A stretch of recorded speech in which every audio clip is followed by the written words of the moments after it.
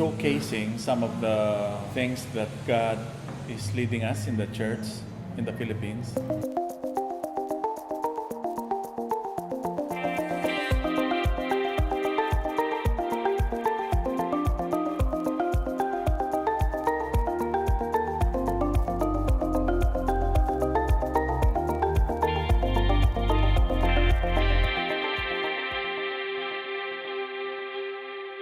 I'd like to take this opportunity to commend our volunteer leaders nationwide who have devoted their time and their resources to be able to continue something like this.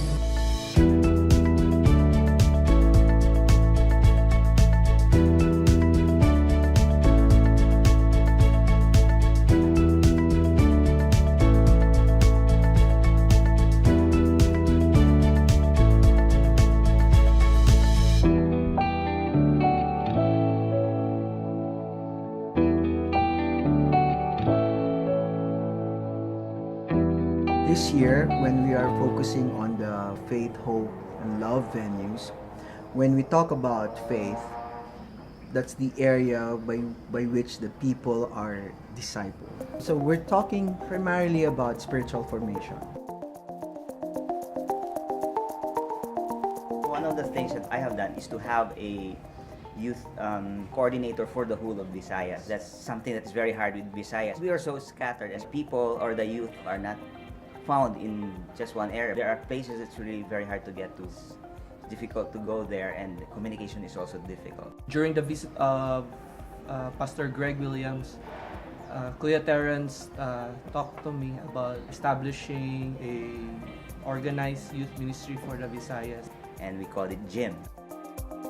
GYM, for those who are in the church, is GCI Youth Ministry. But since we're offering this to people who are not in the church, so what we've decided, another name that we can use is God, You, and Me.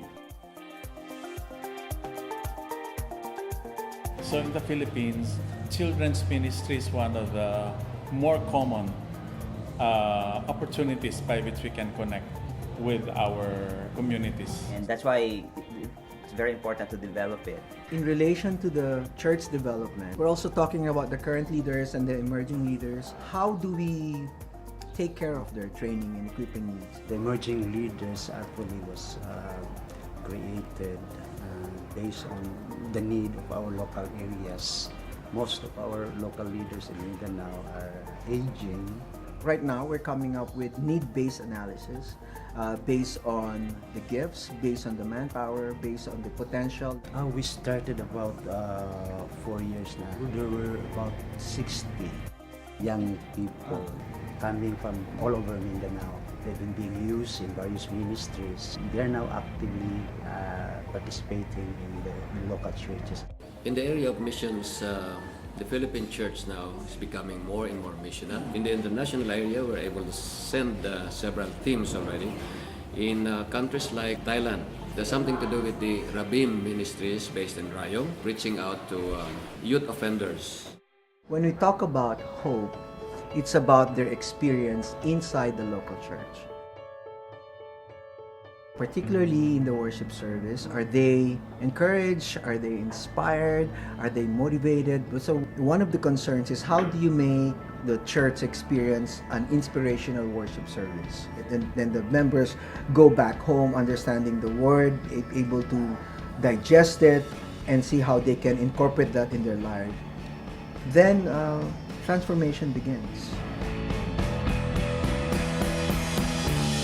And then when we're talking about love venues, we're talking about the actual expression of love. And how are they going to express love collectively as a congregation? So that's something that is challenging, but it's sort of a welcome challenge. We have one church that has a ministry with urban poor. The name is BCDA Kids Club, and it's about an outreach in the BCDA area to the children of, I think, police officers. BCDA started with Bible study. Before po kasi, yung purpose lang namin ng pagpunta talaga is yung food. And syempre, libreng merienda. So we just offer biscuits, a little juice or something.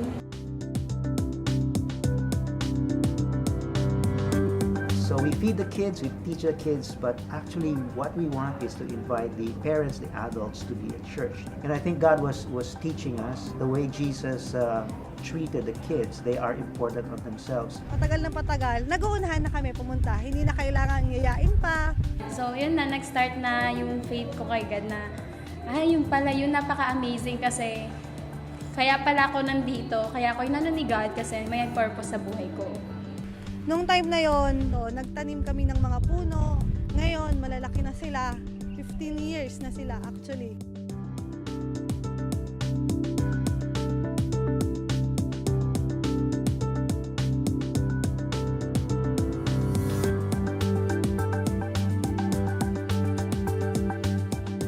Give back ko ngayon is nagtuturo na po ako, nag-schedule na nagtuturo sa kids ministry. But we do recognize there is an opportunity to continue the ministry, not just a one-time outreach. It also includes maybe help in terms of scholarships, elementary, high school, and even college. In-offer sa kanila Ma'am Esther na makapag-aral ako. Ayoko pa nga nun kasi syempre naisip ko pag scholar, matalino, di ba ganun sa school?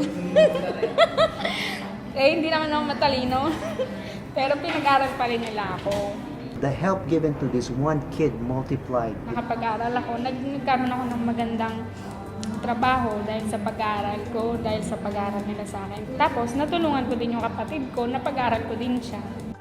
There's a principle that God wants us to see, and that is the love and commitment of the churches and the leaders to be able to minister not just on a one-shot deal, but on the long haul. It's really a work of love, and that flows from God.